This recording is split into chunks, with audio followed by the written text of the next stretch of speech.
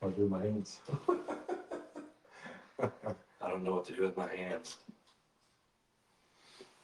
All right. Hey, this is the Real Realty Podcast. My name is Michael Hoover. I'm the Regional Vice President for Christie's International Real Estate. And today, we have David Inman with us. How you doing, David? Good to be here. Thank you for having me. Yeah. My first podcast. David, you seem to be doing real well. So what's real estate like for you these days? Well, it started off slow this year. It's been kind of a tough market, weird market. The third and fourth quarter has picked up for me. Definitely, it seems like a little bit busier. I think when the rates kind of dropped a little bit, it spurred some activity. But it's been a hard 2 years. But it's I'm staying busy. So speaking of rates, is your business affected by the rates very much? Yes and no. I mean, some of the lower end properties obviously are affected by rates and financing, but a lot of people that I deal with are cash buyers, like the bigger ranch properties, bigger land properties. A lot of those people are cash, so you don't typically have as much issues with financing, or if they're a cash buyer, they're not looking to finance or buying cash, so it doesn't play as big a part. But you get down into that lower end under $1 million, then obviously it's playing a part right now because things are slow and things are sitting a lot longer than they have been in the past. Is the big stuff sitting also? Yeah, it's right now it seems to be the big stuff. I mean, some of that stuff's taking a year to sell it. I think just average stuff right now is probably 100 days on market typically right now. Well, I think too, when rates are high, people that have money are making money on the rates. Yeah. So they're not putting money in real estate as much. And I think we need a little bit of market adjustment to get those people back in the real estate game again. Absolutely. Absolutely. So what is your main obstacle right now in your business? I think the biggest thing right now is overpricing. I think sellers are, still stuck from 2 years ago going through COVID, which that's a once in a lifetime thing. I've never encountered. You probably never encountered anything like that either, but I think their expectations are still really, really high on what they're going to get. And they think, their strategy is, well, let's just price it, see what happens, or we can always bring it down. But that's really not the best strategy to have. Yeah, I agree with you. That's probably my number one obstacle too, is that people just, they're like, well, we'll just price it here. We don't have to sell it. Yeah.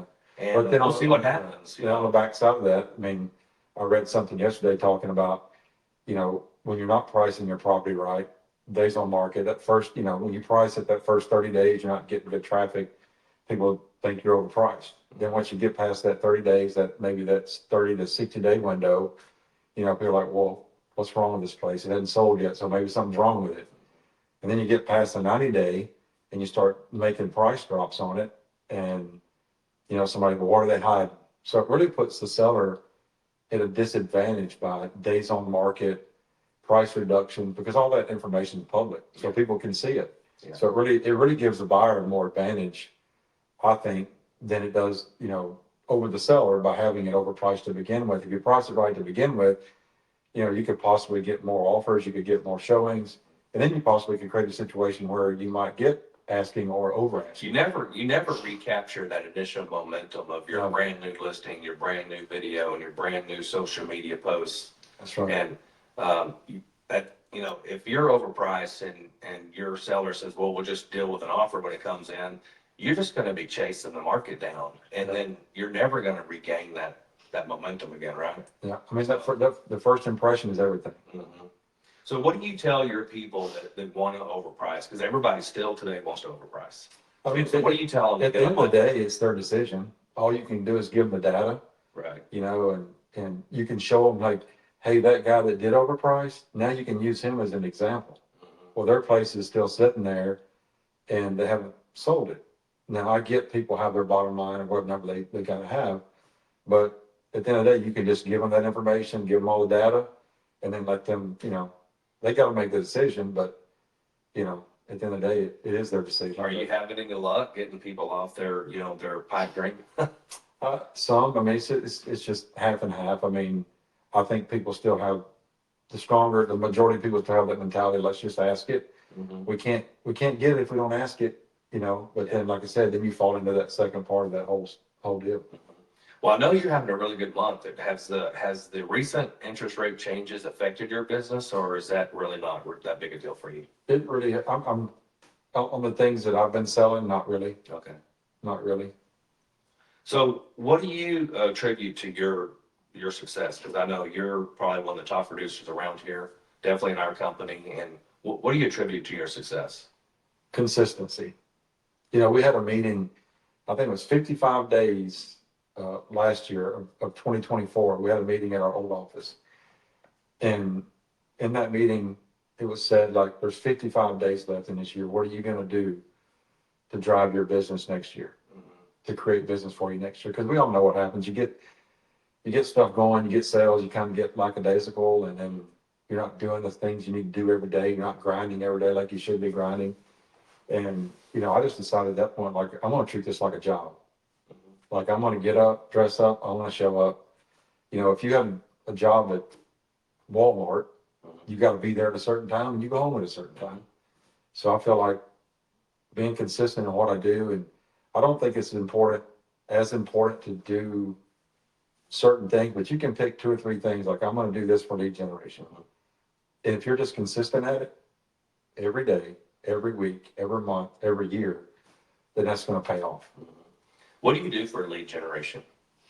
I'm, you know, I'm big on expireds. Obviously I do, you know, I do advertising. I do some SEO stuff with my website, with, you know, Facebook, Instagram, all that kind of stuff. So I do lead gen stuff, but also like to come in every day and like look at what's coming on the market, look this what maybe is expired, see what the pricing was, see what's sold that day versus, you know, to kind of compare that. It helps me with my market knowledge and kind of know when I go out to see a place, I kind of know what the numbers should be. I know what things are selling for, what's making stuff move. So you don't sit at home on your couch and just kind of pray that a deal comes your way? No, and I don't run errands all day. I like to be in the office. I like to work. I mean, it's just, I used to not be that way. I didn't, but I realized that like treating this like a job every day is the only way to be successful. Now, there's people that have so many connections that they probably don't have to do that. But I think the average person has to do that, has to get up and work it. Well, especially now with the market, you know, it's not been an easy year or 2 years.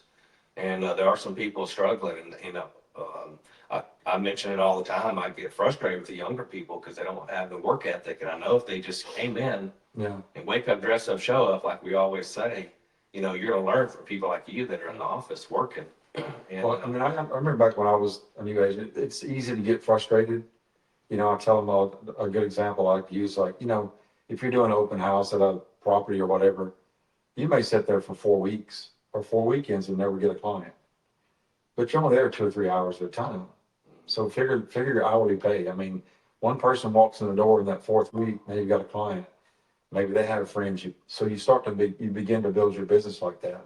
And you can do things while you're there, but I think people just get frustrated because it's like that I want it now. they want it right now. Yeah. Type environment that we're in these days. So I think It's been that way. It's been that way in about this business for a long time. I've been doing this 28 years. And, you know, back in the day, we worked, you know, and these days it's like some people work and some people don't. And some people are lead generation machines on social media. And that's my next topic with you is that, you know, us guys of a certain age, you know, now we're told, hey, we have to be social media creators. Yeah. And I don't know about you, but you know, that's not the easiest thing for me to do is to be in front of a camera and behind a microphone. And but you're pretty big on TikTok. How's that working out for you? It works good. I don't know how it just what you said, like, you know, getting in front of a camera definitely takes getting used to doing that. But I can't, it's hard for me to do scripted stuff. I can just do impromptu stuff. And if you see me out there, I mean, I'm always like looking around, like, is somebody watching me? Because I look so goofy, like I may have to do it 15 or 20 times to get it like. It feels goofy when you're doing it. It does feel goofy. I don't really know what to do with my hands sometimes. Yeah, exactly. Like Ricky Bobby. But, you know, there was a video guy who taught a class a couple of years ago at our office, and he said, hey, if you don't like the way you look, guess what? That's how you look. Yeah. If you don't like the way you sound, guess what? That's how you sound. And most people think they sound worse than what they really do. Yeah. I mean, I think we all feel that way, but you know, TikTok and Instagram, Facebook, all those are good tools. And I've actually gotten several clients off TikTok. So I've done some deals and off social media, just making little posts here and there and showing properties and showing the properties that I have, trying to display them on there. It just TikTok's algorithm, however it works, it just seems to get out there more. Yeah. You have a lot of great listings right now. Well, tell me about a couple of your places. I've got quite a few. I've got 9 listings currently right now. I've got several good ones, but one of the ones Well, they're all good. they're all good. They're all good. Yeah, they're all wonderful places. But one that you and I have co-listed, the one here on Vernon Trail in Fort Worth, is 50 acres. It is just beyond belief, it's equestrian property. It's got 3 homes on it, a really nice estate home on it, 6,500 square feet. It's got a really heavy timber construction barn, with a clay tile roof on it. It's just out of this world. I mean, it's like nothing. And it's in Fort Worth. It's in Fort Worth, 15 minutes from Will Rogers Coliseum. A great property. I've got a couple out in Lipan. So I got a turnkey cutting horse property out in Lipan, 123 acres. It's got 150 by 250 covered arena, 39 stalls, and I've got several smaller places out there too. So what is your price point you're working these days? What's your range? I mean, from 350 to 13 million. That's a pretty good I range. do not discriminate. I'll sell whatever. David's a grounds man. He comes in and he works and he'll take your listing. And one belief we have here at Christie's is that luxury is not just a price point, but it's a level of service. So, and we do emulate that through every single price point that we have listed here in our company. So anyway, if you haven't checked out David's TikTok, you should go check it out. David, what's your TikTok? David Inman Properties. Anything else you want to cover? Thanks for having me. This was kind of fun to do, and Yeah. I've never done this before, so hopefully we get to do more of them. Hopefully it's going to be a new realty podcast, and hopefully you guys will tune in and see what we have coming in the future. Y'all have a great day. Thanks.